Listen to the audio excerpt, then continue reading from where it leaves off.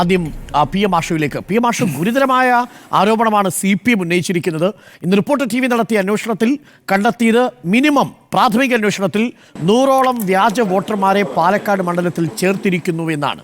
ഇതെല്ലാം ശ്രദ്ധിക്കേണ്ടതും ഇതെല്ലാം കൃത്യമായി പരിശോധിക്കേണ്ടതും ബൂത്ത് ലെവൽ ഓഫീസർമാരല്ലേ? ഈ ബൂത്ത് ലെവൽ ഓഫീസർമാരുടെ നിയന്ത്രണം സംസ്ഥാന സർക്കാരിനല്ലേ എന്നാണ് പ്രതിപക്ഷം ചോദിക്കുന്നത്. ആർഷോ, മറുപടി. അതിനകത്ത് വളരെ ഗൗരവകരമായ കണ്ടെത്തലാണ് റിപ്പോർട്ടർ TV ഉൾപ്പെടെ ഇന്ന് പുറത്തേക്ക് വിട്ടിട്ടുള്ളത്. രാവിലെ മുതൽ റിപ്പോർട്ടറിൻ്റെ വാർത്ത ഫോളോ ചെയ്യുന്നുണ്ട്.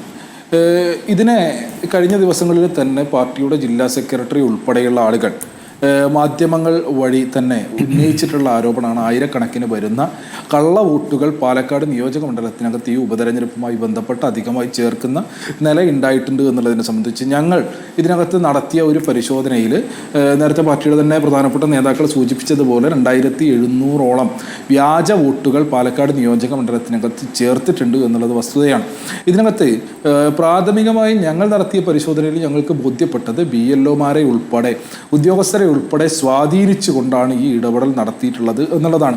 അതുകൊണ്ട് തന്നെയാണ് കഴിഞ്ഞ ദിവസങ്ങളിൽ തെരഞ്ഞെടുപ്പുമായി ബന്ധപ്പെട്ട് ഉത്തരവാദിത്തപ്പെട്ട തെരഞ്ഞെടുപ്പ് കമ്മിറ്റി ഇതുമായി ബന്ധപ്പെട്ടിട്ടുള്ള പരാതി ഉത്തരവാദിത്തപ്പെട്ട അധികാരികൾക്ക് നൽകുകയും ഇതിൽ സമഗ്രമായിട്ടുള്ള അന്വേഷണം നടത്തി തെറ്റായി വോട്ടർ പട്ടികയിൽ ആഡ് ചെയ്തിട്ടുള്ള ആളുകളെ ഒഴിവാക്കുക, അതിനോടൊപ്പം തന്നെ ഇതിനകത്ത് വളരെ ഗുരുതര സ്വഭാവത്തിൽ കേസെടുത്ത് അന്വേഷണം മുന്നോട്ട് കൊണ്ടുപോകേണ്ടുന്നതായിട്ടുള്ള വിവിധങ്ങളായ വസ്തുതയുണ്ട്. ഇപ്പോൾ റിപ്പോർട്ടർ തന്നെ ഇന്ന് പ്രാഥമികമായിട്ടൊരു അന്വേഷണം നടത്തിയപ്പോൾ നിങ്ങൾക്ക് ബോധ്യപ്പെട്ടത് 100ഓളം വ്യാജ വോട്ടർമാർ ഈ മണ്ഡലത്തിനകത്തുണ്ട് എന്നുള്ളതാണ്. കൂടുതൽ വിശദമായി നിങ്ങൾ പരിശോധിച്ചാൽ നിങ്ങൾക്ക് ബോധ്യപ്പെടും അത് 100 അല്ല, ആയിരക്കണക്കിന് വോട്ടർമാരെ അധികമായി ചേർത്തിട്ടുണ്ട് എന്നുള്ളത്. ഇതിനകത്ത് ഏറ്റവും ഗൗരവ സ്വഭാവത്തിലുള്ള ഘടകങ്ങൾ എന്നത് ഇതൊന്നും പുതിയ വോട്ടർമാരല്ല. മറ്റ് പല നിയോജക മണ്ഡലത്തിലും വോട്ടർ പട്ടികയിൽ പേരുള്ള അവിടെ വോട്ടുള്ള ആളുകളാണ് അധികമായി വോട്ട് ചേർക്കപ്പെട്ടിട്ടുള്ളത്. പാലക്കാട് നിയോജക മണ്ഡലത്തിൽ ഇതിൽ ഏറ്റവും ഗൗരവപ്പെട്ടത് രണ്ടാമത് ID കാർഡ്, തെരഞ്ഞെടുപ്പ് ID കാർഡ് വ്യാജമായി സൃഷ്ടിക്കപ്പെട്ടിട്ടുണ്ട് എന്നുള്ളതാണ്.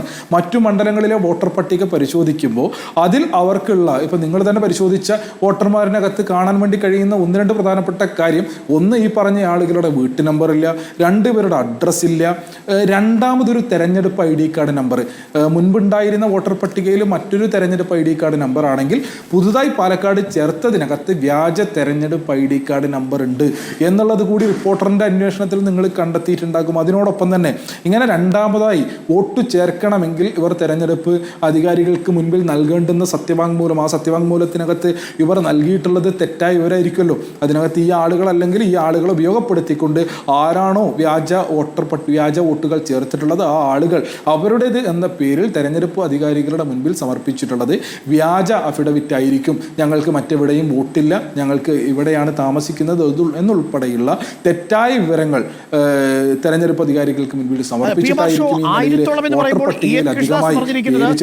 2700ഓളം വ്യാജ വോട്ടർമാരെ ഇതേപടി ചേർത്തിട്ടുണ്ട് എന്നാണ്. ഇന്നിപ്പോൾ പ്രതിപക്ഷ നേതാവിന്റെ ഒരു പ്രതികരണം വന്നത്, ഇപ്പോൾ അവിടുത്തെ LDF സ്ഥാനാർത്ഥി ഡോക്ടർ P. സരിന്റെ ഇത് പോലും വ്യാജ വോട്ടാണ് എന്നൊരു ആരോപണം പ്രതിപക്ഷ നേതാവ് ഉന്നയിച്ചിട്ടുണ്ട്.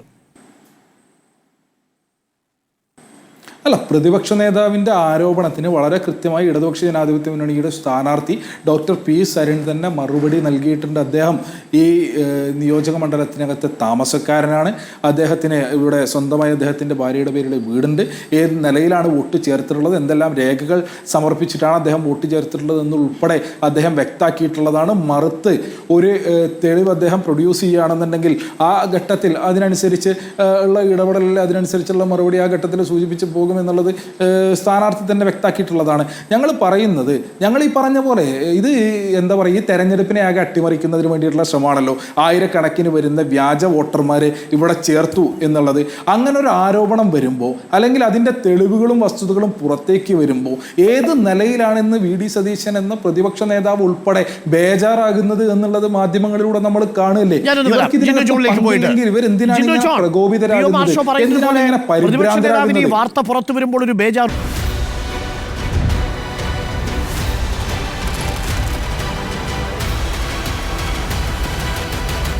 Debate with Dr. Arun Kumar.